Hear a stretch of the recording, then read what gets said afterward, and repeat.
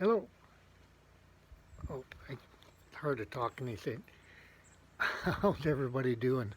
I, uh, I have to tell you, I'm a little bit frustrated at some of this stuff. Maybe it because of my age, I don't know, but there seems to be so many laws and new laws, and it changes every day. Things you can do and things you can't do, and I, I'm, I have to admit, I'm gonna lay it all before you. I get a little ticked off. I get a little upset, and I like this mask. I'll wear it if I have to. Really, the only thing I've kind of found that it helps with is if I get irritated at somebody, I can say it kind of under my breath, and they can't read my lips about what I said. But I, these laws, these new rules, and they want us to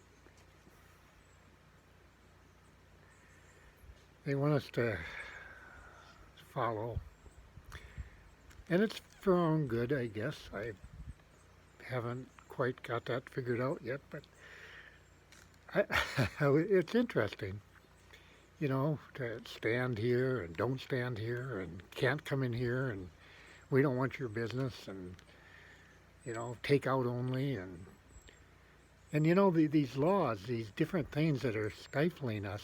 It was interesting. In the book of Galatians, Paul wrote this. He said in Galatians 5, verse 14, he said the entire law really is summed up by one thing. He said it's summed up in a single command that you're to love one another as yourself.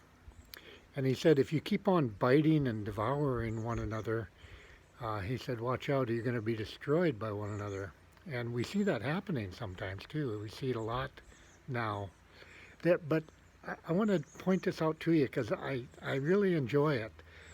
It says that, if you if you keep acting the way you do, with immorality and impurity, debauchery, idolatry, hatred, dis-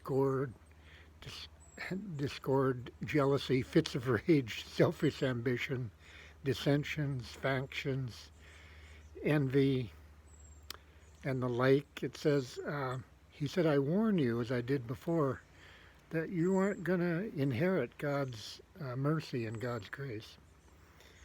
But he said, and this was interesting, and I love the wording of it. He said, but the fruit of God's Spirit is love, joy, peace, patience, kindness, goodness, faithfulness, gentleness, and self-control. And he says this helps me a lot. He says, against such things there is no law.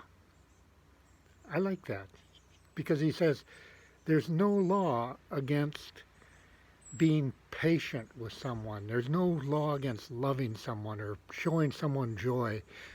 There's no law in being kind to someone, to being good to someone, to be faithful. There's no law against gentleness, and there's no law against self-control.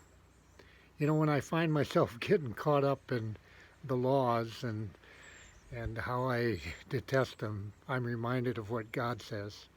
God says that these laws, he said, there's no law against any of this. You can just keep right on loving somebody. You can just keep right on being kind to somebody.